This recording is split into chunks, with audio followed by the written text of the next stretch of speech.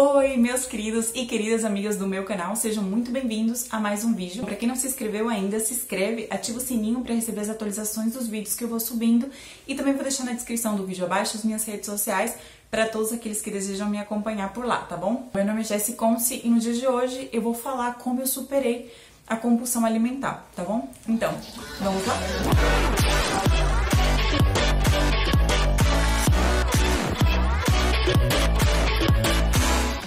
Bom, pessoal, como eu tinha falado no começo do vídeo, eu vou compartilhar minha experiência de como eu superei a compulsão alimentar.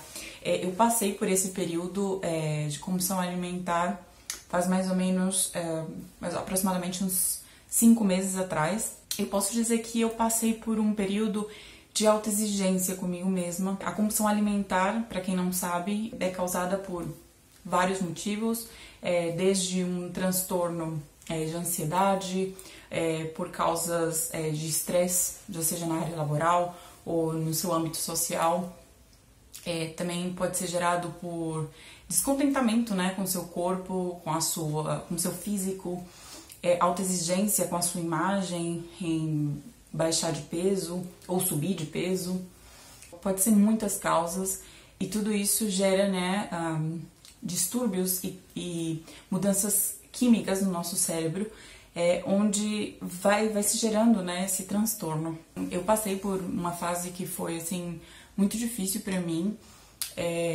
O meu transtorno foi causado especificamente por uma alta exigência no meu âmbito laboral, onde eu me exigi muito, eu me comparei muito com outras pessoas, eu não me sentia capaz, eu me exigi mais do que as minhas forças estavam permitindo nesse momento. Então, depois de um tempo, quando eu me dei conta que eu estava começando a ter transtorno alimentar, foi quando eu comecei a comer sem ter fome, né? Eu comia sem parar.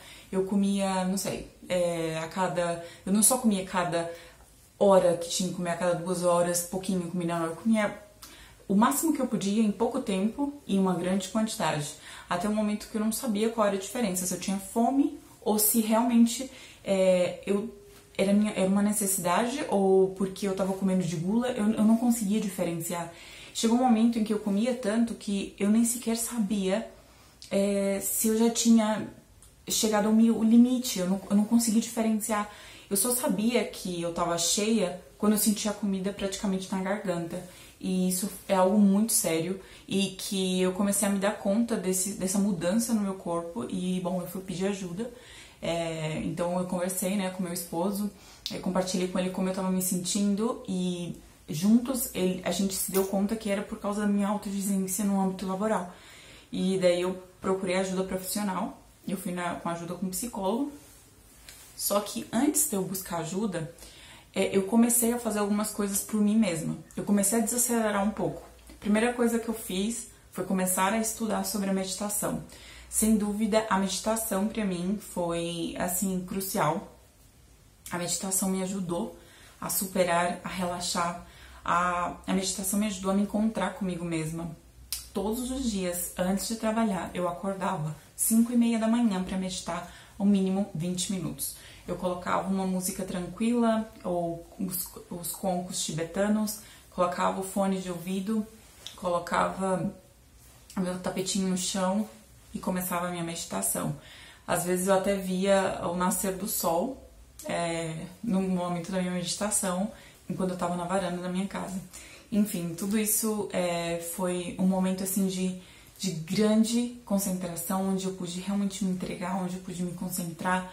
Bom, tudo isso pra mim foi muito útil. A meditação me ajudou muito. E a segunda coisa que me ajudou, antes de eu buscar ajuda, foi começar a escrever os meus sentimentos. Eu comecei a escrever tudo que eu sentia, o meu descontentamento, a minha exigência, como eu me sentia triste. Eu escrevia meus sentimentos de como a comida me fazia sentir quando eu comia muito. E eu comecei também a descrever as ocasiões que eu tinha esse ataque de compulsão, onde eu queria comer, e geralmente eu não queria comer coisa light ou coisas saudáveis, não, ao contrário, eu queria comer coisas gordas, tipo bolo, tudo que não presta, sabe? Só besteira. Eu queria comer essas coisas, chocolate, biscoitos e essas coisas. E eu comecei a descrever os momentos que eu sentia isso. Geralmente era um momento que eu tava ansiosa, um momento que eu tava sem fazer nada. E eu comecei a ver esses momentos que eu começava a sentir esse ataque, né, de ansiedade, e determiná-los para não permitir que isso acontecesse. Essa foi a primeira coisa que eu comecei a fazer depois de escrever os sentimentos que eu tinha. E depois disso, essa etapa de escrever os meus pensamentos, meus sentimentos e recordar e lembrar os momentos, né, que eu sentia os ataques de compulsão, eu também comecei a não me exigir mais, porque eu me olhava no espelho e não só a minha exigência no âmbito laboral, pra mim isso não foi a causa. Isso somente foi como, sabe, a gota d'água que faltava pra sobrepassar o meu limite. Eu tava sentindo que eu não tava bem com o meu físico. Eu me sentia gorda, ou eu me sentia que eu não cumpria o padrão de beleza, ou talvez que eu tinha engordado. E durante esse período eu engordei 3 quilos do meu peso normal. Pra mim já foi uma grande mudança no meu peso. Eu sei que muitas pessoas podem estar falando, mas você já tem o seu peso ideal, pra que você quer mais? Ou você tá perfeita. Quando eu falava como eu me sentia com o meu corpo com algumas pessoas me julgaram, falaram, nossa, mas você tá magra, o que você quer? Ou outras pessoas falavam, nossa, mas 3 quilos não é nada, pior as pessoas que estão, né, obesas e tal. Gente, pra quem tá passando a compulsão alimentar, nunca ninguém pode comparar essa pessoa com outra pessoa, tá? Isso não é brincadeira. A gente pensa que a gente pode comparar. Eu mesmo passei por isso. Antes de eu sofrer a compulsão alimentar, eu tive amigas que olhavam pra sua imagem, pro seu corpo, elas eram até magras e bonitas, e se sentiam feias, e se sentiam gordas, ou se sentiam que não eram bonitas, e elas compartilhavam isso comigo. Eu falei, nossa, isso é coisa da sua cabeça e tal. Eu mesmo não entendia. Eu pensava que, nossa, ela não sei se ela tá falando isso pra que eu elogie ela, porque ela tá perfeita. Gente, mas somente quando a gente passa por isso, a gente sabe o que é. A gente nunca pode se comparar com outra pessoa, porque o meu padrão não é o padrão da outra pessoa. O que pra mim é bonito não é pra outra pessoa. E geralmente quando a gente tá passando por esse processo, é uma distorção cognitiva na nossa realidade. É a distorção de como a gente vê a nossa própria imagem. E eu entendi isso, sabe? Primeira coisa, não se comparar com ninguém. Segunda coisa, eu não devo me autoexigir e começar uma dieta de restrição, sendo que eu ainda estou passando por o processo. Se eu começo com uma restrição alimentar agora, é provável que o que eu vou fazer é piorar a situação. Então, eu não me privei de nada. Se eu queria comer, eu comia. O que eu estava tratando de fazer é não permitir meu tempo ocioso de ficar sem fazer nada. Eu comecei a ir pra academia, eu estava fazendo natação, comecei a deixar minha vida bem ativa para não permitir que eu caísse nessa de ficar com tempo ocioso e comendo sem parar. Então, esse é um ponto importante. E o terceiro ponto que eu acho importante é tenta não ter tempo ocioso, né? Se organizar, organiza o seu tempo, tenta fazer atividades físicas, preenche o seu tempo com o máximo de atividades que você puder, tá? Atividades recreativas, passa tempo com amigos, não permita ficar em casa pensando em nada, né? Faz atividade física. Eu sei que agora no momento de quarentena tá sendo muito difícil para todo mundo, porque a gente tem mais tempo para ficar em casa, às vezes mais tempo ocioso para quem não tá trabalhando à distância desde casa. Então é importante que você mantenha uma rotina, né? Faça sua agenda, tenta manter os seus horários ativos, isso é muito importante. Bom, voltando ao tema sobre como eu passei por esse processo, eu comecei a fazer todas essas coisas, os pontos que eu fui falando pra vocês, individualmente, sem ninguém me falar nada. Eu mesmo sabia que eu precisava de ajuda, falei com as pessoas que eu conheço. É muito importante também você falar com amigos, conversa com amigos. Eles podem ser uma fonte de grande ajuda. Eu compartilhei minhas experiências com alguns amigos mais próximos de mim e, por incrível que pareça, eu tenho uma amiga que ela passou pelo mesmo que eu, uns meses antes do que eu tava passando, e ela tinha me comentado, só que foi tão assim por cima que eu pensei que não era tão importante ou que eu não sabia que ela realmente estava passando por tudo isso. E quando eu compartilhei com ela, ela me falou as coisas que ela fez pra superar. Porque geralmente, às vezes, nem tem uma causa. Às vezes não é porque você não se sente linda porque alguém não te elogia. Ao contrário, meu esposo sempre me elogiou muito. Ele sempre me falou, você é linda, você tá linda. Não, amor, você não tá gorda, você tá bem e tal. Mas a gente, às vezes, não se sente assim, né? Então, quando a gente tem algum âmbito da nossa vida que a gente não tá satisfeito, e a gente começa a gerar como um estresse, né? Então, quando a gente não tá bem e acontece isso, e a gente acrescenta alguma coisa mais, é como se fosse essa última gota que faltava, né? Pra não conseguir controlar a situação. Então, eu acho que foi isso que aconteceu comigo. Então, eu comecei a procurar ajuda. Eu fui com a psicóloga, uma psicóloga cognitista condutual. Ela é especializada em EMDR, que é uma técnica das siglas em inglês, onde se refere à parte de um movimento ocular rápido, que é nessa fase de transe onde se acontece a terapia. Essa terapia me ajudou no momento inicial, só que era somente uma vez por semana, né? Então, o restante eu falava, nossa, e agora? Como eu vou controlar os outros 6 dias da semana sozinha? Né? Eu não sabia como eu ia fazer isso. E eu realmente tive que começar a agir por mim mesma, como eu falei pra vocês, fazendo todas essas coisas. E o que aconteceu foi que quando eu voltava pra terapia, eu tava melhor e tal, e minha terapeuta perguntava, o que você fez essa semana pra você melhorar? E eu comentava pra ela que eu comecei a escrever. Eu lembro que eu levava a minha folha com as coisas que eu sentia, como eu tava me sentindo, como eu me sentia essa semana, ou em algum momento do dia. Então, essas notas me ajudaram muito. Todos esses pensamentos e sentimentos que eu escrevi no papel foi realmente uma autoterapia que eu tava fazendo e eu nem sabia. Tudo isso ajuda, né? A gente tem que liberar, já seja compartilhando com um familiar ou amigo, escrevendo, a gente também tentando, né, fazer nossa agenda, manter uma rotina, a gente fazer exercício, atividade física, a gente tratar de manter nossa mente ocupada. A música também, ela é muito importante. Eu amo a música, realmente ela é um alimento para a alma e tudo isso ajuda. Só que chega um momento em que a situação pode até chegar a ser desafiadora, pode chegar a ser até insuportável, saber que você não está conseguindo dominar a compulsão alimentar. Então, realmente, se você sobrepassa, você tenta fazer todas essas coisas como autoajuda por você mesmo, realmente é a hora de procurar um especialista, é a hora de procurar um médico especializado na área de compulsão alimentar para poder tratar, tá bom? Isso não é brincadeira. Felizmente, eu não tive nenhum problema com bulimia nem anorexia, eu não cheguei a nenhum desses limites. A gente chama aqui em espanhol como síndrome do atracão, em português acho que seria atracão, como é o momento que você quer comer. Então eu só tinha realmente essa compulsão, um distúrbio da minha alimentação, eu queria comer mais do que o meu corpo precisava. Eu deixei de consumir os alimentos como parte de uma necessidade biológica e como um prazer, que o alimento é um prazer, querendo ou não, mas eu tava usando o alimento para satisfazer outra necessidade que estava faltando em mim.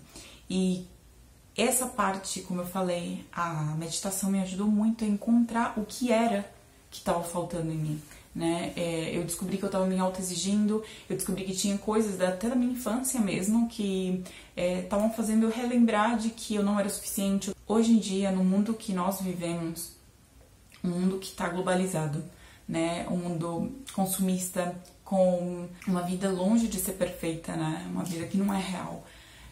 Tudo isso que a gente vê hoje em dia, os meios de comunicação que nós temos hoje e as redes sociais também hoje em dia, sem dúvida, está gerando muita ansiedade nas pessoas, porque por meio dos meios de comunicação tem influído muito no cotidiano da vida das outras pessoas, tem influído as pessoas a consumirem mais os seus produtos ou comprar roupas, sapatos, acessórios de marca.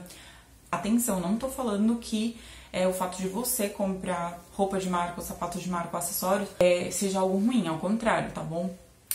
Se você tem as condições de comprar, é perfeito, não tem nenhum problema nisso. O problema tá em quando a gente não tem condição de comprar, e eu vejo que as pessoas se dividem por poder comprar. Não foi o meu caso, mas eu tenho visto que o que tem causado a baixa autoestima nas pessoas tem sido isso, o mundo digital, onde as pessoas estão buscando, né, satisfazer essas necessidades que é a busca, né, do autoconhecimento nas coisas externas, né, em coisas de marca, ou ter o último em tecnologia. É como eu falei, isso não é ruim, o problema é quando a gente perde as prioridades, a gente perde a nossa essência, ou pessoas que não têm condição assim, de vida para poder comprar esse produto, ou até mesmo as pessoas que têm condições de compram, mas coloca isso como seu centro do universo, ou começa a comparar a sua vida com as outras pessoas, porque sempre alguém vai ter mais, ou sempre alguém vai ter menos. Isso acontece quase imperceptível, muito sutilmente, a gente não se dá conta que a gente está sendo influído, né? Hoje em dia a sociedade tem uma visão tão distorcida, né, da realidade enquanto a imagem do nosso corpo, que é o padrão de beleza, ou que é o corpo perfeito. Então, a gente tem que ter muito cuidado. A gente tem que ter muito cuidado hoje com as redes sociais, com o que nós estamos vendo, porque tudo isso vai armazenando, sabe, no nosso inconsciente, para não permitir que esses meios externos influam, né, em quem somos. A gente vê a vida perfeita das outras pessoas, ou não sei, o corpo, ou a imagem perfeita, o físico perfeito de outras pessoas, ou até mesmo os relacionamentos. A gente pode comparar os relacionamentos perfeitos de outras pessoas, e na verdade isso não existe. A vida perfeita não existe, né?